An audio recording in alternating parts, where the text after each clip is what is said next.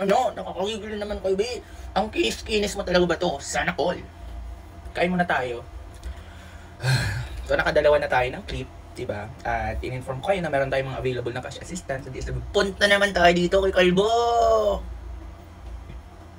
Si Kalbo naman, diba, alam nyo, very recently, nag-motion siya i-dismiss. Ang sabi naman ni Ping Lacson, hindi mo pa nakikita ang ebidensya.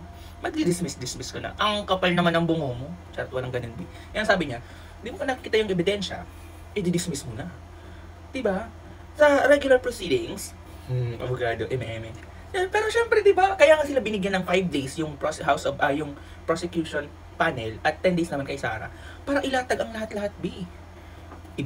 Iniremand ni Chis Escudero or ng 18 senators yung impeachment, articles of impeachment sa House of Representatives. Laking sampal yan sa House of Representatives, B. Verified complaint na nga yan, tapos ibabalik niya sa amin. Ngayon, nag-send naman ng petition or motion for classificatory parang motion ang House of Prosecution. Kasi bakit niyo naman ibabalik sa amin yan? Diba? Unang-una, kayo yung unconstitutional. Wala naman sa Constitution na mag-remand.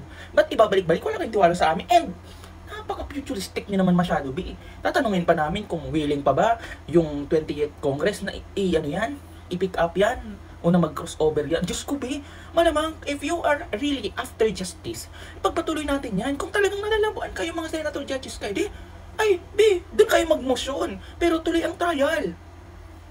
Ganun dapat tayo, B. Maharlika style ako ngayon, pero gumagamit ako ng utak.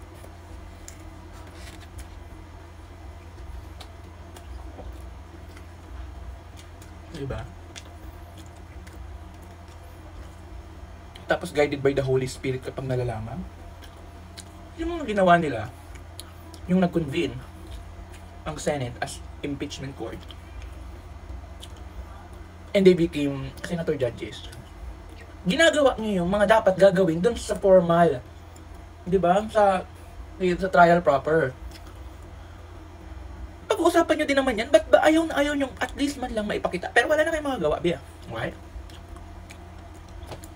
Kasi nga, napaso mo na. Ang lola mo.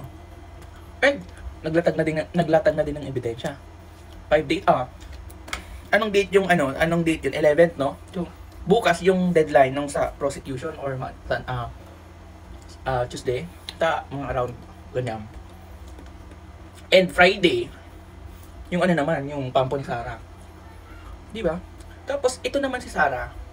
Alam ko, nakita nyo na din to sa balita. If nakasubaybay din kayo. B, sinasabihan niya na mag-inhibit daw yung mga yung mga bias. At akala ko naman, ang sinasabihan niyang ganun, yung mga senador niya. B, si Risa pala sa Chis Escudero.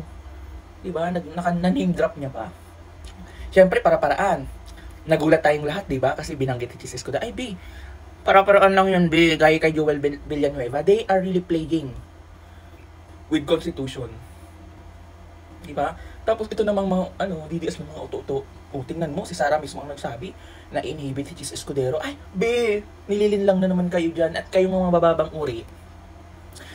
To the highest level yung pakabilib-bilib nyo na naman sa kanila lalo kay Sara Duterte. Diyos ko, Sara Duterte is the president of the world na.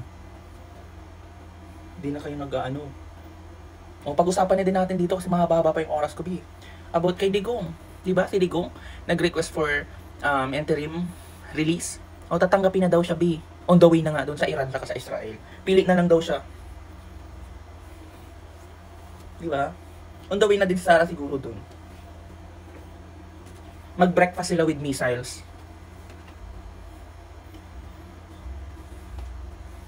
It's a joke. Diba? Hindi tayo kaya ni Sara. Pag mga patayin yung pinag-uusapan. No joke pang nalaman. Nakakasuka pa yung takulaki.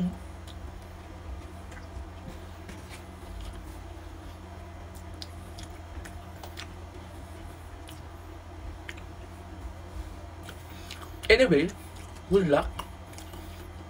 Pero baka, pag nag-rally naman to the highest level na pang malakas ang rally, sasama na talaga ako, B. Hindi na ako papayag ng ganito. Lalaban na ako, B. Sorry, sa babay muna. Yan naman ang pinag-usapan natin. Nakakagigil kang bato ka. Ito, magigil ako sa'yo. Makakapikon ka. Yun ang patapos. Pero alas na. Yun ang mahirap kapag mga legally illiterate mga senador. Nakakagigil.